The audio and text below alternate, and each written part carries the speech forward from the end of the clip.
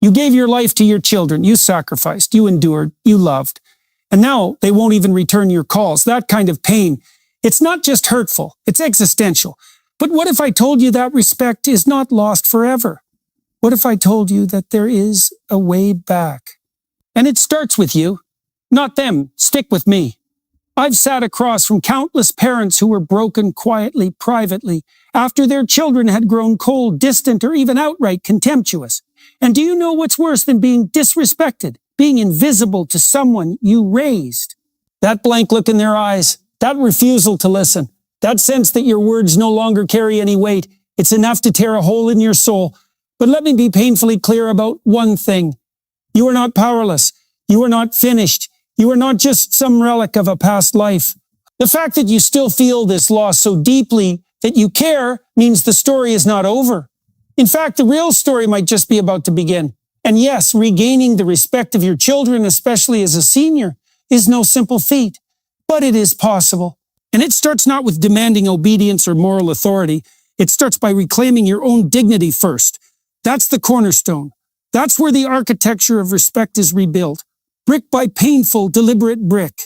Look, when a child disrespects their parent, especially in adulthood, it's rarely because they simply turned evil. No, it's a slow erosion. It begins when communication breaks down, when resentment festers, when expectations are violated, and then one day you wake up and there's this emotional canyon between you, and you don't know how to cross it. One man I spoke with, we'll call him Paul, was in his late 60s. He'd worked 50-hour weeks his whole life to provide for his kids. Never missed a bill, put both children through college. He thought he had done everything right. And yet he found himself blocked from his daughter's social media, only learning about his granddaughter's birth through a third-party cousin. And you can see the despair on his face when he says, I don't know what I did wrong. That's the tragedy. Often people do what they thought was right, what they were taught was good and noble and fatherly. But the message that was received by the child was different. And unless that gap is reconciled, respect dies. But listen carefully. Here's what you must understand if you're a parent in that position. Your authority does not stem from your title. It stems from your behavior. It's not enough to say, I'm your father or I'm your mother, and expect reverence. That worked in more traditional societies. But we live in a world now where people, even children, demand authenticity, emotional honesty, real connection, not performance. And so here's the first difficult but transformative realization. You must examine your part. That doesn't mean taking all the blame. It doesn't mean groveling. But it does mean being willing to look in the mirror. Did you dismiss your child's emotions growing up? Were you always working and rarely present? Did you use shame as a disciplinary tool instead of reason? These questions sting, but only through that sting can we access the truth, and only through the truth can we reconnect. So what did Paul do? He wrote a letter, a real one, on paper. He didn't accuse, he didn't beg. He told the story of his life, not to justify, but to reveal. He expressed his regrets honestly. He shared memories that still meant something to him, and he ended it by saying, I'm here if you ever want to talk, not to lecture, just to listen. And that broke the silence. It didn't fix everything overnight, but it opened the door. Because when children see that their parent is willing to grow even in old age, they cannot help but feel a deep biological pull to re-engage. Why? Because we are wired to want our parents to be heroes, Wayne. Not perfect, but courageous, willing to try. And that brings me to something else, something critical. The second path to regaining respect is to become admirable again. You see, one of the great tragedies of aging is that people often start to wither in spirit before they wither in body.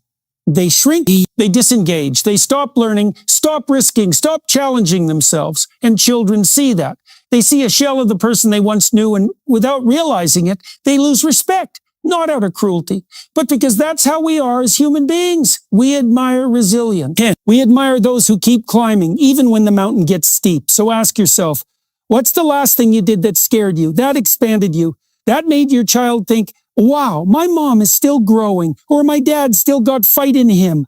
You want to command respect? Show them that you haven't stopped evolving. Learn something new. Take ownership of your health. Start a project. Volunteer. Reignite your spirit. Because the parent they once respected wasn't just a provider. They were a model of life itself. Reclaim that. And third, set boundaries. This is not about domination. This is about self-respect.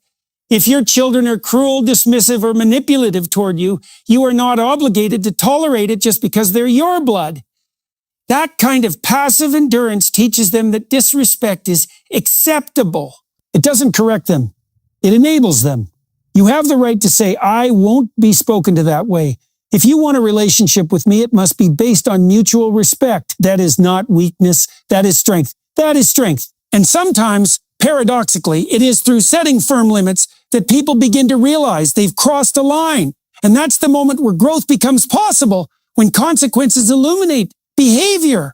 I once knew a woman, let's call her Margaret, whose adult son constantly borrowed money from her and then ghosted her for months, only to return with more excuses. She finally told him, I will always love you, but I can't keep enabling this pattern. Until you're ready to be honest and responsible, I have to step back.